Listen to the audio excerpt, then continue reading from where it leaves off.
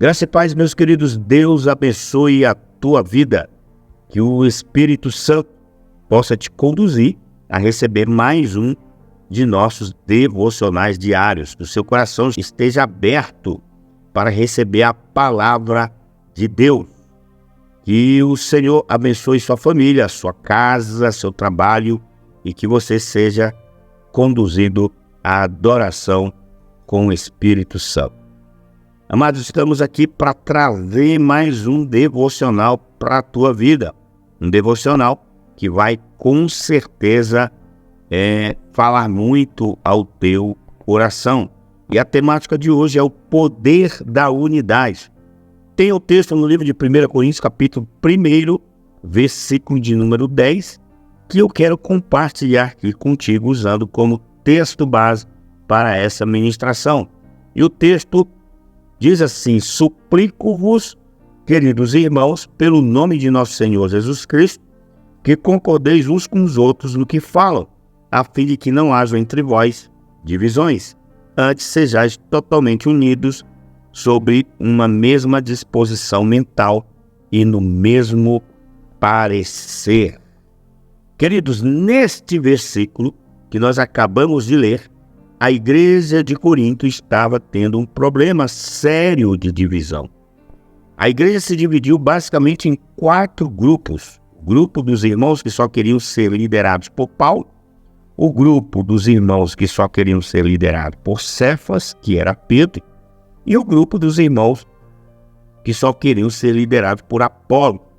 E ainda tinha o grupo daqueles que não queriam ser liderados por ninguém, apenas por Cristo.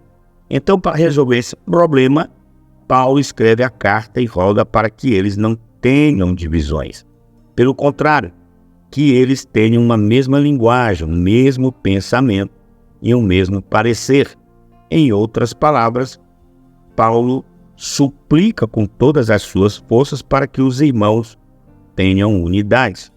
E agora eu te faço 2 perguntas. Primeiro, por que Paulo queria tanto que os irmãos tivessem unidade?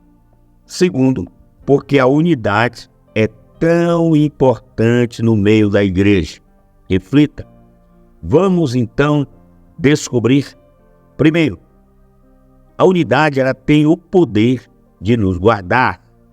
Esses dias eu estava vendo um vídeo bem interessante que mostrava um bando de búfalos selvagens na África. No vídeo, enquanto os búfalos estavam andando pelo meio da mata, bebendo água no rio, apareceu um bando de leões famintos atacando para tudo quanto é lado.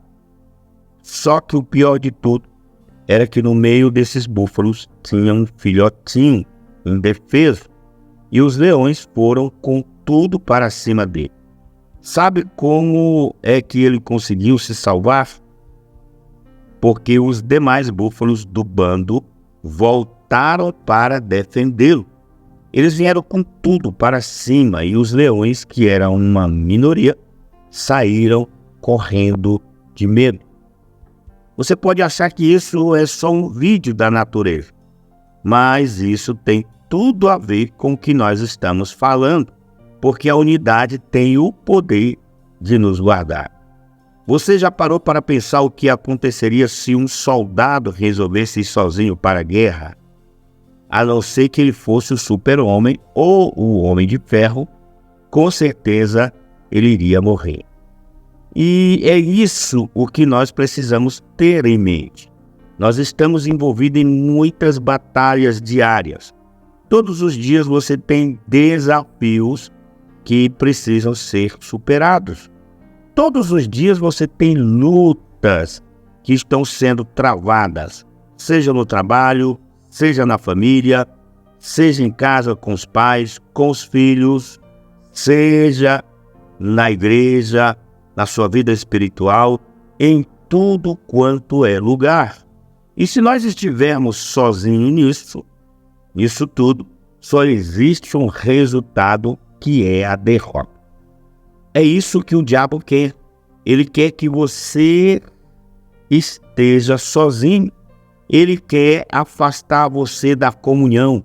Ele quer quebrar a unidade, porque assim você se torna uma presa muito mais fácil.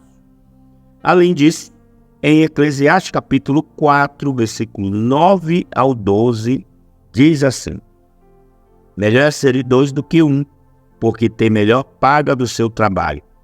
Porque se um cair, o outro levanta o seu companheiro. Mas ai do que estiver só, pois caindo não haverá outro que o levante. Também, se dois dormirem juntos, eles se aquentarão, mas o só, como se aquentará? E se alguém prevalecer contra um, os dois lhe resistirão, e o cordão de 3 dobras não se quebra tão depressa. Em outras palavras, o que ele está dizendo aqui é que se você vive a vida cristã sozinho, na hora em que você for cair, não vai ter ninguém que vai te ajudar a levantar-se.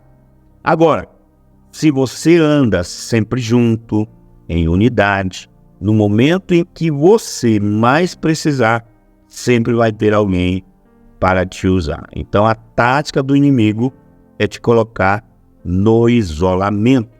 É por isso que nós fazemos tanta questão de caminharmos juntos. É por isso que nós fazemos tanta questão que você esteja envolvido numa célula, no ministério, né, na igreja, no culto, nas reuniões, caminhando junto com outros irmãos, lado a lado. Nós não queremos ver você sendo derrotado porque está caminhando sozinho. Tem uma frase que ficou marcada na minha vida, que diz assim: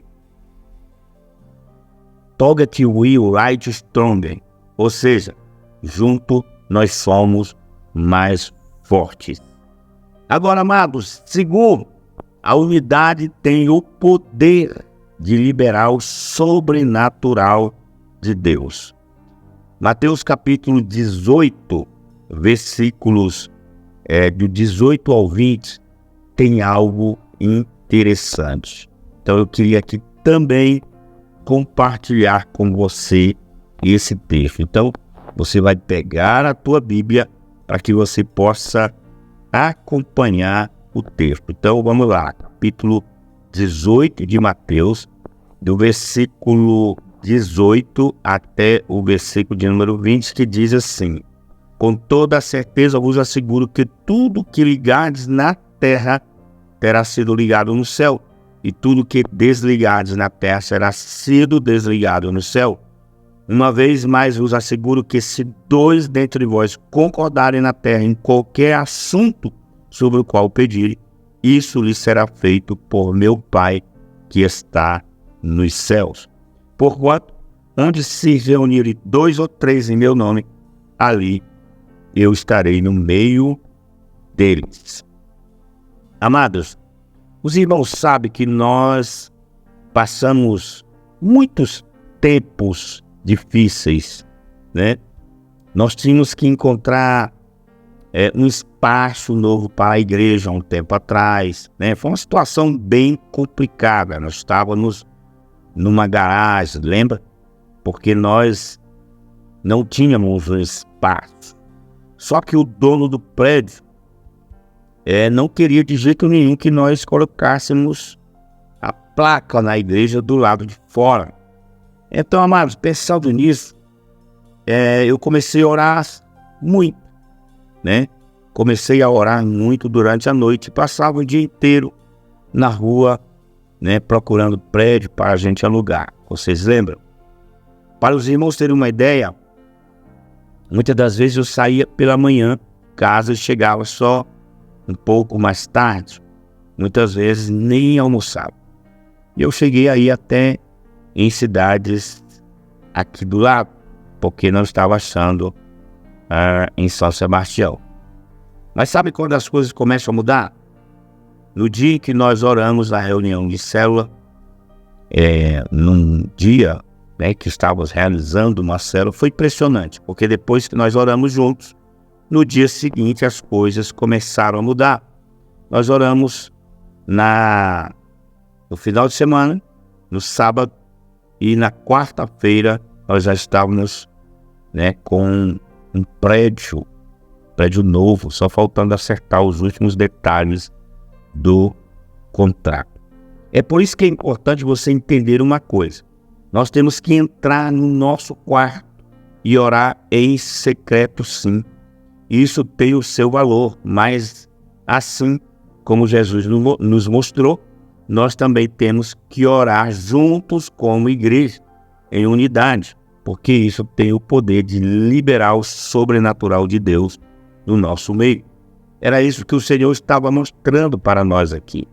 Tudo que ligardes na terra terá sido ligado nos céus. Se dois de vós concordarem na terra acerca de qualquer coisa que pedirem, Deus irá fazer. Então, amados, não abra mão da oração, não abra mão da intercessão. Creia que Deus irá fazer. Terceiro, a unidade tem o poder de prevalecer sobre o inimigo.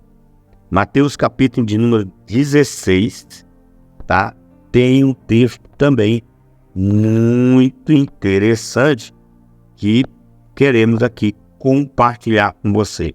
Mateus capítulo de número 16, do versículo de número 13 até o versículo de número 18, que diz: quando Jesus chegou à região de Cesareia de Filipe, consultou seus discípulos: quem as pessoas dizem que o Filho do Homem é? E eles responderam: alguns dizem que é João Batista, outros Elias, e ainda há quem diga Jeremias ou um dos profetas. Então Jesus interpelou: mas vós, quem dizeis que eu sou?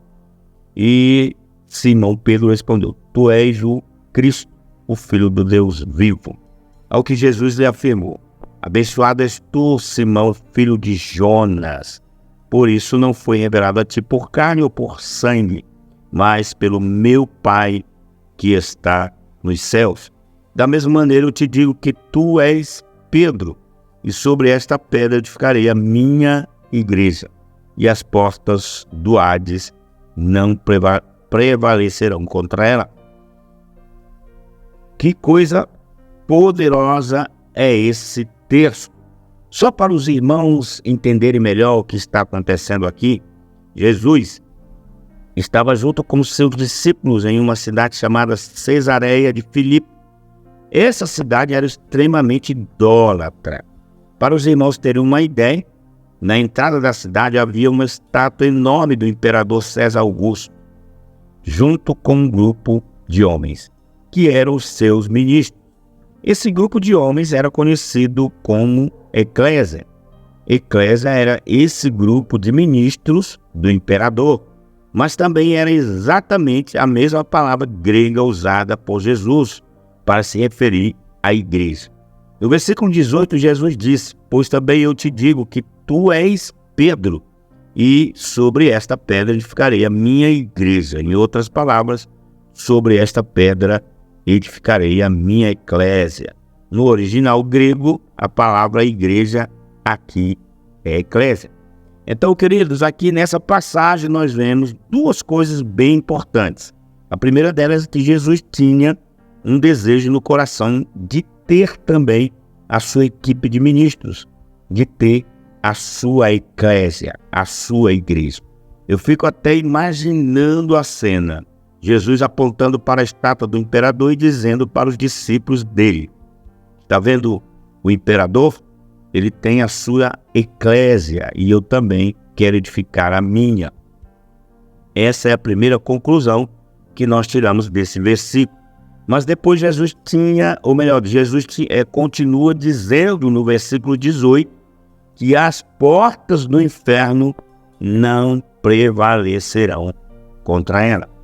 Lembra que eu falei que essa cidade de Cesareia de Filipe era muito idólatra? Pois então, próximo de onde Jesus estava também tinha uma caverna onde as pessoas da cidade ofereciam sacrifícios de animais, sacrifícios humanos e mantinham relações com as chamadas prostitutas cultuais. Tudo isso como forma de adoração aos deuses deles. E adivinha o nome dessa caverna? Portas do Inferno. O negócio era tão feio e tão assustador naquele lugar que as pessoas o conheciam como portas do inferno. Elas acreditavam que os espíritos saíam do inferno e vinham para a terra, para a partir dali, estar com eles. E agora eu te pergunto, o que foi que Jesus disse em relação às portas do inferno? Ele disse que as portas do inferno não iriam prevalecer contra a igreja. Ele disse que os demônios e tudo quanto é coisa ruim nesse mundo não iriam prevalecer contra a igreja.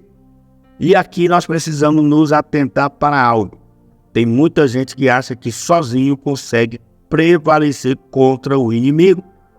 Existem coisas que você sozinho vai orar, vai repreender, vai resistir e você vai prevalecer.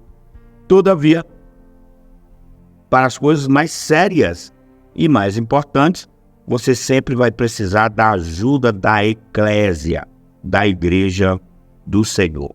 É por isso que nós precisamos andar juntos. É por isso que nós precisamos andar em unidade para podermos prevalecer contra o inimigo. Agora, quarto, queridos, a unidade tem o poder de nos levar mais longe. Eu não sei quantos já perceberam como as gaivotas voam. Durante o inverno, a maioria das aves migram do norte para o sul, procurando comida e procurando uma temperatura mais quente e agradável. Mais ou menos como as pessoas migram de um estado para o outro.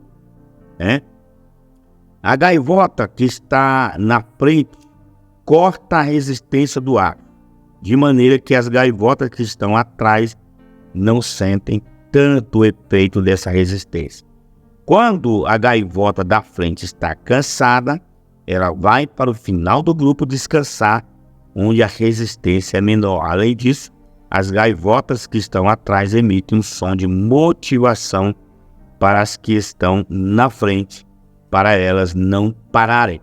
E como se não bastasse, quando uma gaivota tem algum problema, outras duas gaivotas deixam o bando e ficam com ela até que o problema seja resolvido. Segundo os especialistas, dessa forma as gaivotas conseguem voar 70% mais do que se estivessem voando sozinhas. E eu te pergunto, essa atitude nos fala a respeito de quê? De unidades? A unidade tem o poder de nos levar mais longe. Nós temos como grande exemplo de igreja para nós a igreja primitiva de Atos.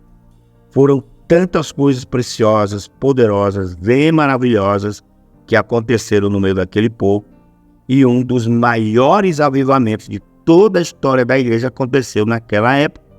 E sabe por quê? Porque eles tinham unidade. Você pode observar lá no livro de Atos, capítulo 2, versículo 42 até o 47. Amados, o nosso Deus é um Deus grande, que tem grandes coisas para nós, individualmente e como igreja.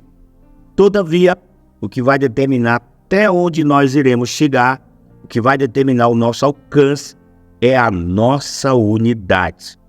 Sozinho, eu não posso chegar em lugar nenhum, mas junto, você pode ter certeza de uma coisa: nós temos o poder de mudar toda a nossa comunidade para a honra e glória do Senhor.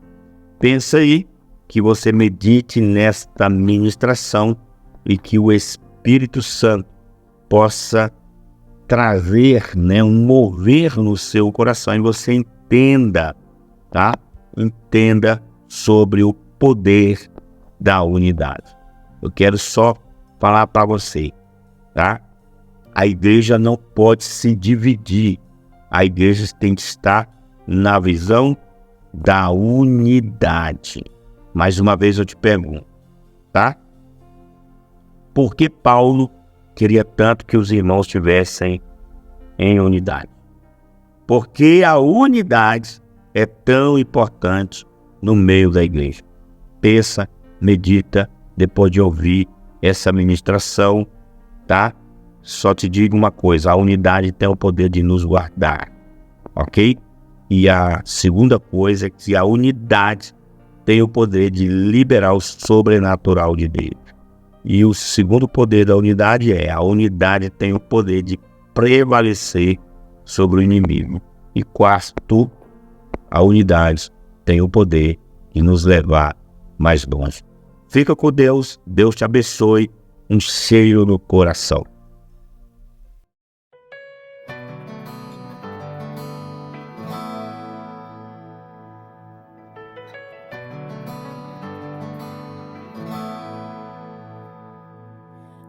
Amai-vos uns aos outros, sujeitai-vos uns aos outros. Aquele que quiser ser o primeiro, sirva a todos. Temos um lugar no coração de Deus. Importa que Ele cresça e eu diminua.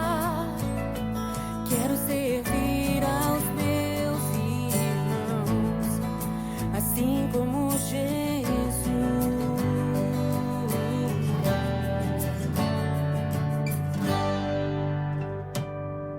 Amai-vos uns aos outros, sujeitai-vos uns aos outros.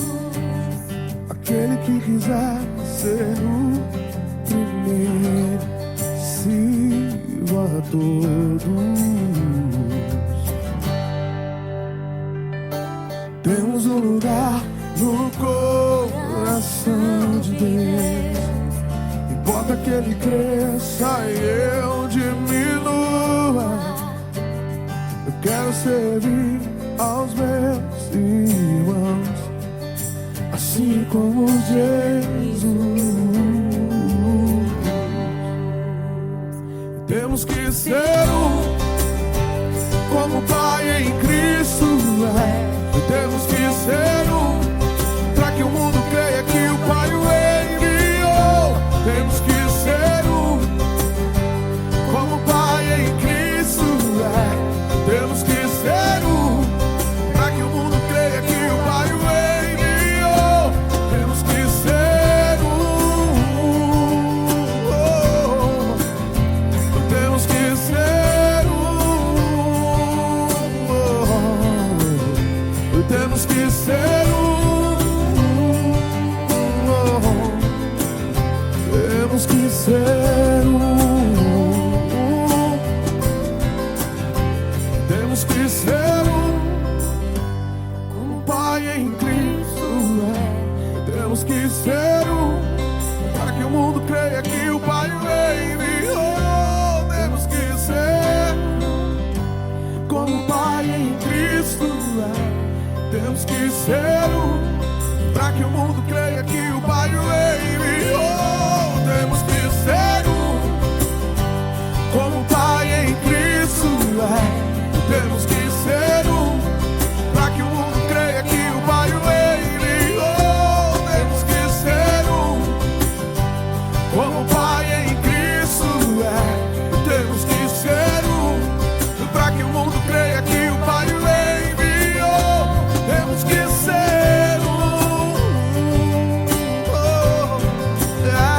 temos que ser temos que ser temos que ser temos que ser como o Pai Cristo é. Temos que ser para que o mundo creia que o Pai o enviou. Temos que ser como o Pai em Cristo é. Temos que ser para que o mundo creia que o Pai o enviou. Temos que ser